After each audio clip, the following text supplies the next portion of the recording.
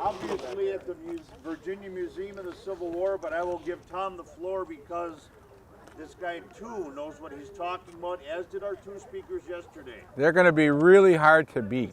They are. I mean, those were two. When our speakers are talking, phones off or away, and we're quiet and showing respect.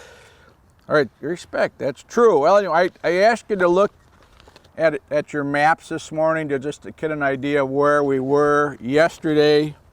Remember, we drove by Stoughton. We drove by that in the morning, and then we did Port Republic and Cross Keys.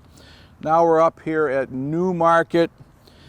And what's interesting about the valley, I don't know why they do it, but if you're up here at, let's say, Williamsport or Martinsburg, and you're going south, you're going up the valley. And if you're going from Stoughton back up to Martinsburg, you're going down the valley. Now, why that was, I don't know. People in Virginia always tell us how smart they are. You know, why is that? The direction of the river. Okay, well, I always thought that was odd, and for a long time I could never. Why, if you're going south, why are you going up the valley? That doesn't make any sense at all. But anyway, so Dave asked me to give a little talk this morning. Whoop. I get it. Yeah. There you go. Hold on to that. I can hold on to that too. All right, that's fine. So Dave asked me to do a little presentation on the whys or whats that made the Shenandoah Valley so important to the Confederacy, especially the Army of Northern Virginia under Joseph E. Johnson, its first commander, and later Robert E. Lee, the famous Robert E. Lee. Well, two of the directives or orders were to protect, of course, Richmond, Virginia, and the railroads that connected the Confederacy east and west. And if you looked at that map again, you saw that there was Manassas, Ohio, Baltimore and Ohio, the railroad, the Alexandria and Orange Railroad that went, it came down south. All those railroad connections were important, of course, during the Civil War, because that's how you move supplies and men up and down the railroads. So they were ordered to protect Richmond and the railroads that connected the Confederacy east and west. I said, now strategically, this is for Carmen, strategically, both sides recognized in the very early days of the Civil War that whoever controlled the valley could use the Blue Ridge Mountains as a screen to move on Washington, D.C. or Richmond, Virginia. A screen. Everybody know what a screen is? Yep. You can't see me marching behind the mountain, okay? An army could march unseen up the valley or down the valley on campaign. Now, Robert E. Lee did just that, using the valley as an invasion route to Sharpsburg, Maryland in 1862. General Early again in 1864 and his move on Washington, D.C. Lee used the valley as an escape route during the Gettysburg campaign and there in the Shenandoah campaign. So the Confederate armies used the Shenandoah Valley both as a supply depot and as a place to maneuver or campaign. The Shenandoah had both a military value and, more importantly to the Confederate forces that operated in the Eastern Theater, a source of supply for food for the soldiers, forage for their animals, along with horses, mules, wool, iron, leather, and lumber. All were in abundance. And if you go read, some of you have been reading about the Shenandoah, you pick up any 862, 64, the authors will state that the valley was considered the breadbasket of the Confederacy, the breadbasket of the Confederacy. So what does that mean, Civil War time travelers? What do you think the breadbasket of the Confederacy? Bagels, that's one, okay. Food for horses. Right, Olive Garden, I don't know, but the breadbasket. Well, we know the state of Tennessee was touted as the main provider of pork and mules to the Confederate armies in the West. North Carolina for mutton, sheep, and wool, and the state of Georgia for everything else. Georgia contained all the arsenals and factories for guns, powder, cannons, and manufacturing on a grand scale. The other CS states, they grew cotton. Okay, their primary crop was cotton. And of course, Florida grew lemons and oranges. So that was their contribution to the Army. And Terry knows that General Stonewall Jackson liked to suck on a lemon. So Florida won the war.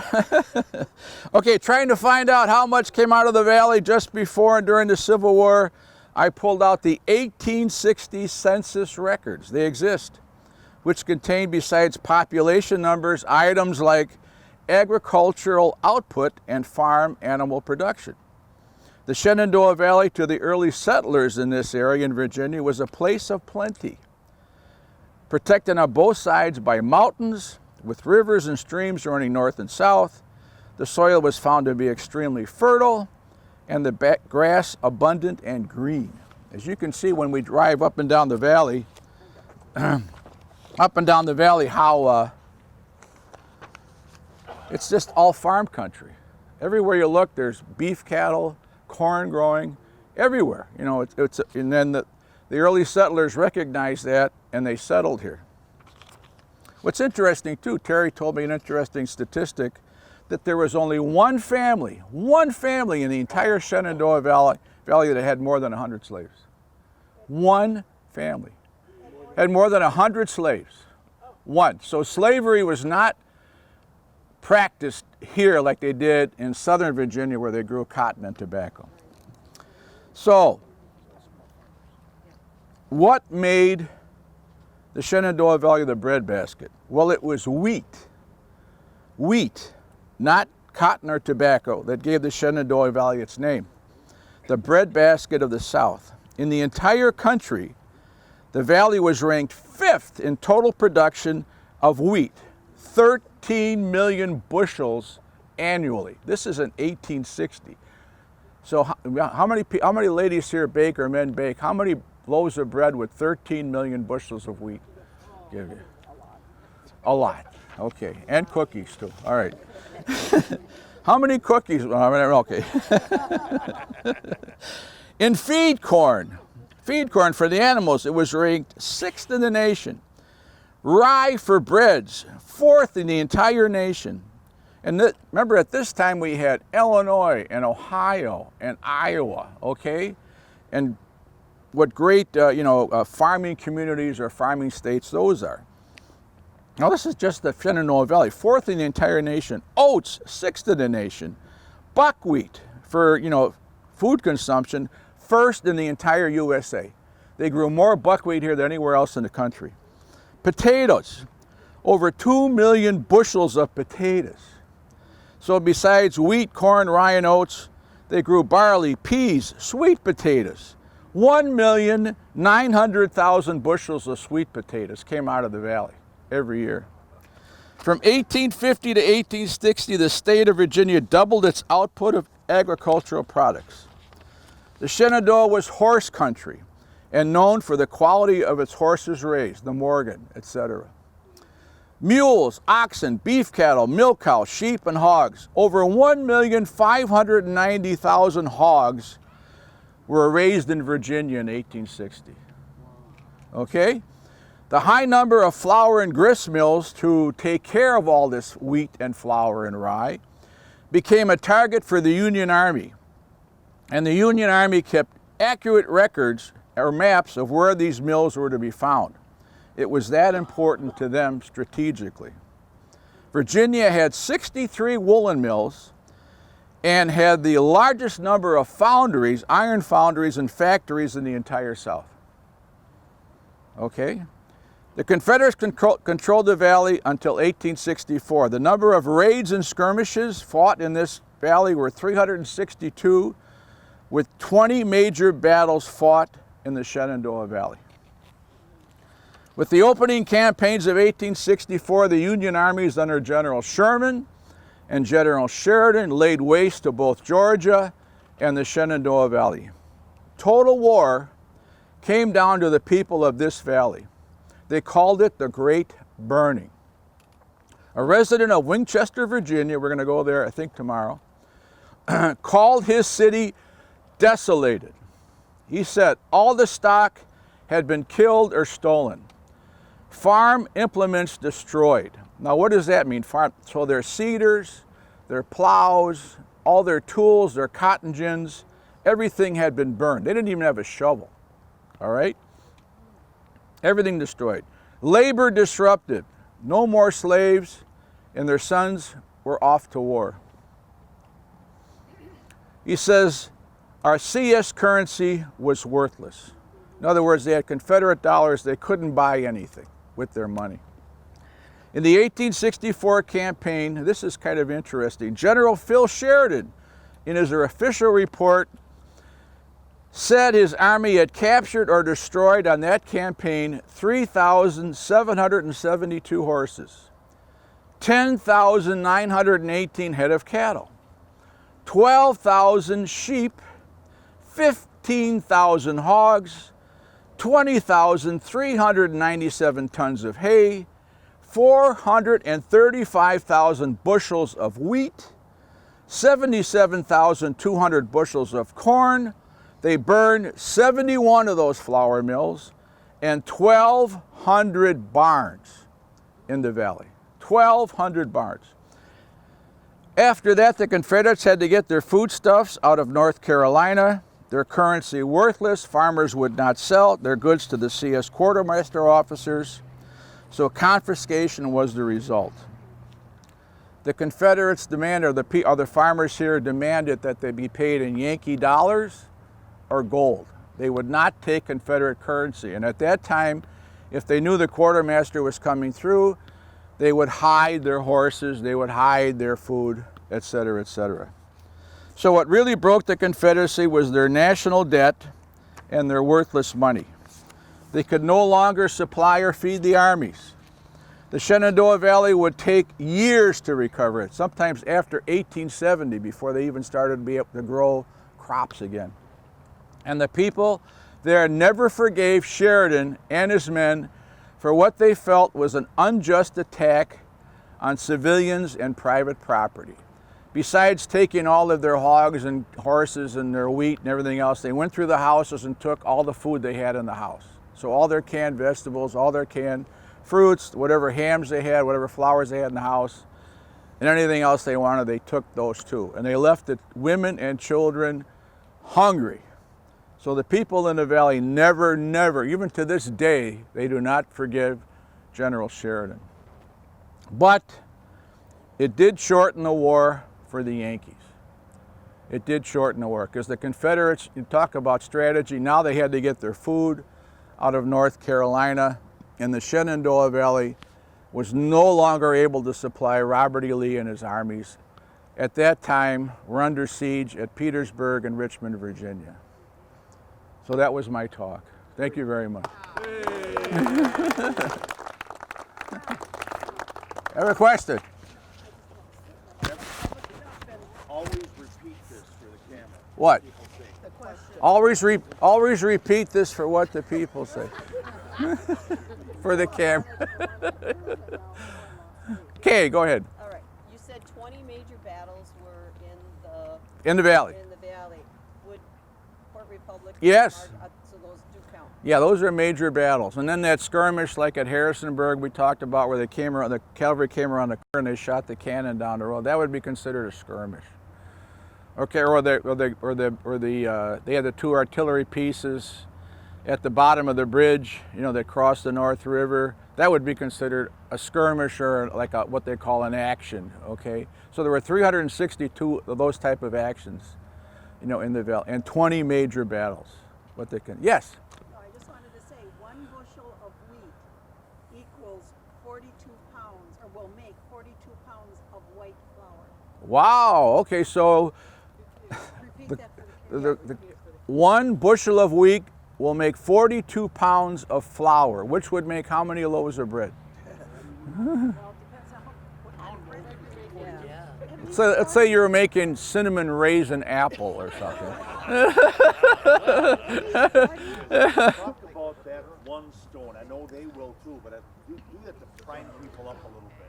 Well, okay, we're getting ready. We're getting ready to go to do Newmarket, and what here? I guess these are the original headstones of the cadets who were killed in the Battle of Newmarket, and these were VMI students. and they were not supposed to be committed to battle. But General Sigel was about to break through, and Breckinridge committed the cadets from VMI to attack and drive Sigel back. And in the ensuing battle, these young 17 and 18-year-old kids died in the field of shoes. And I don't know if I can tell you about the field of shoes now. Anyway, it was a muddy field, and as they were walking across there, they got their shoes stuck in the mud, so they called it the field of shoes.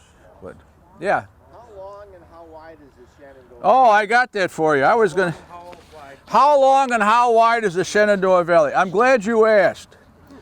The Shenandoah Valley lies between the Blue Ridge Mountains to the east and the Allegheny Mountains to the west.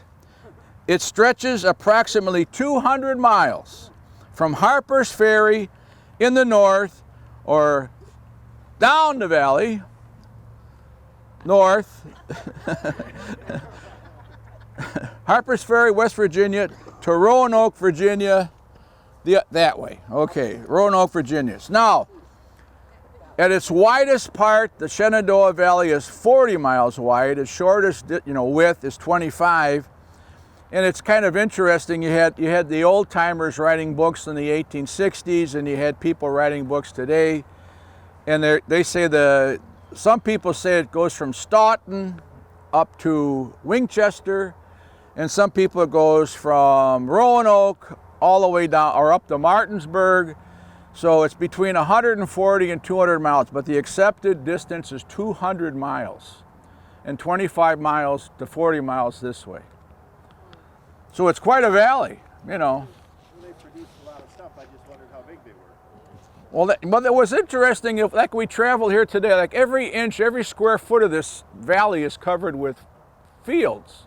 If they're not raising corn, they're raising beef cattle. And I saw goats, I saw hogs, I saw sheep, and a camel. I saw they were raising camels down here. It was amazing. I got some more, just really fast, I got some more numbers. As long as I had to take the time to write it down, you're going to hear it. So anyway, okay.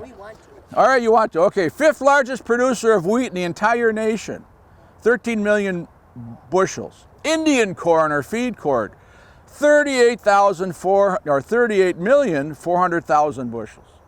Feed corn, that's ranked 6th in the nation. Rye, 944,000 bushels. Oats, 10,200 bushels.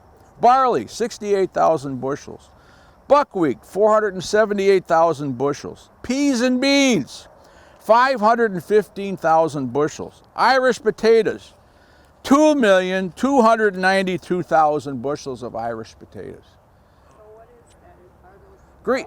Yeah, white potatoes. White potatoes. But how many grapes? Well, they didn't. Oh, yeah. Well, I did have one thing. Okay. So just wait. Okay. Sweet potatoes. 1,960,000 sweet potatoes. Bushels. Dairy products. Butter and cheese. 13,464,700 pounds of raw milk were produced in 1860. That's 280,000 pounds of cheese. They didn't have grapes, but they had the cheese. Wool, 2,510,000 bushels of wheat, or wool, 7th in the entire country. Flax, the old flax, 487,000 pounds of flax. Tobacco, 123 million pounds of tobacco. Now that wasn't grown primarily here, but that was on the other side of the mountain. So anyway, and again, Texas, they say no to the Texas, Virginia, Tennessee produced the largest number of horses and mules. So horses and mules you can also get out of this valley. So there, and then what Donna was talking about yesterday was interesting. They had all these peace people, non-war people. They were, what do they call them? Pacifists. So these were German farmers. Now it was primarily Germans and Swiss that populated this valley, and up north it was Welsh and Scots. Irish. They had small farms. Well, small farms. They could have how many acres? 200 acres, 300 acres, 150 acres. So the Confederate quartermaster would come to them and they say, well, I'm not going to serve in your army. I'm a pacifist. And they say, well, we want to buy your hogs and your cattle and your wheat. And they go, okay, fine. And they would sell their products to the Confederate army, but they wouldn't serve in their army. So they were actually like fifth columnists. Okay. There was a bee by you. A bee by me. Okay, so they did help supply the Confederate army with their foodstuffs. So they did sell their horses and mules and everything else to the Confederate army. Yes. Do you think if they wouldn't have sold it, would they have just confiscated it? Probably. Yeah, I found when I doing my research, there were several quotes. I didn't bring them, but there were people that stated that they'd come to your house, and they'd have wagons and they'd have Confederate cavalry with them, and they'd say, Would you like to sell? would you like to sell your beef and whatever else? And the guy says, well, what are you giving me for it? And it was probably a fair price, and he went, well, yeah, I don't care. So they would do that, but there. Wasn't fair, what choice did they have? Well, if it wasn't, you have to understand that next year when they came back, if it wasn't fair, they'd come to their house and they go, we want to buy your, and they go like, oh, gee, we don't have any, it's all gone, we ate it. But I mean, they would not sell them next time. Yeah, but I mean, at this time, if they offered him a price and the guy said, and it was a low price, here's what they should have offered him, but here's like 3/4 to what it's really worth. The guy can either say, well, yeah, I'll keep that, and if he said, no, I'm holding on to it, they would have just taken it for free. They probably would have taken it anyway. Oh, the question was, based on what they offered the farmer, could he refuse it and say, I want more? And what the Confederate quartermaster officers had, they would actually have the government price list, how many cents per pound, how many cents per bushel, and they would have that, and they would say, this is what everybody else gets, this is what you're getting. We're not going to pay you more just because you want it, And I don't know specifically if they would take everything, or they might come to your house and say, we just want flour this time, or we're looking for horses this time, or mules this time, So that has to be researched. Kay? I'll get you. Okay. And earlier, you said that they demanded Yankee money, Yes. but now they did at this point, or did they take Confederate money at first? No, by 1864, when Robert E. Lee was surrounded or under siege at Petersburg and Richmond, the Confederate, when I talked about their national debt, it was something like over $1 billion at that time. Okay, they owed money all over the Confederacy to factory people, suppliers, gun dealers. All over the Southern Confederacy, they owed money to all these people. And so the factories basically shut down and said, we're not going to sell to you anymore. Why should I have 10 guys working, making uniforms, and we're not going to get paid? So they shut down. So the quartermaster, in my book, there's a story about the quartermaster in early 65, he went around and the people demanded Yankee dollars. They had U.S. government greenbacks, Yankee dollars, that were backed by gold. And they also had gold. I mean, they had gold coins and silver coins, and they said, we want Yankee money or we want gold before I sell you a horse. That's the way it went. And if they didn't get it, they'd hide their horses. Yes? Maybe this is a moot point already, but No. because the conscientious objectors cooperated and sold them things, they have no reason then to burn their houses or their churches or anything like that. Yeah, well, Repeat it. the question was, if the conscientious objectors, the peace people, if they had no objection to selling the Confederacy their farm products and their animals, did that protect them from burnings? Absolutely. But on the other hand, when Sheridan came through here, it did not protect him from burnings, you know, and he basically wiped out the valley. I mean, in terms of food production or foodstuffs, it was gone. It was But gone. even though it would protect them earlier in the war from being burnt because they were surviving, Yes. it did not stop their neighbors from burning and destroying their property because they were dissenters in the war. That did happen. Yeah. So I mean, so They walked. they walked a real fine line, right? And if they supplied money or food of any kind to the Confederacy, they could not have reparations from the Union government afterwards. That's true too. Okay, so Dave says there was a thing called reparations. After the war was over, the U.S. Congress said that, you know, people who lost, that were Union people that lost farms or animals, you know, from causes of war or depredation, that they could apply to the federal government for money. Okay, so you could say I was living in Pennsylvania in Gettysburg, and the Confederates came and they burned my barn or they took all my horses. Well, you could submit that bill to the government, and sometimes they would pay and sometimes they wouldn't. Yeah, but you had to have the Union destroy your barn. Oh, the Union Army, whatever. Get the reparation. But the Confederates did, they wouldn't give it to you. So that's true. So if you were a Confederate sympathizer, you didn't get anything.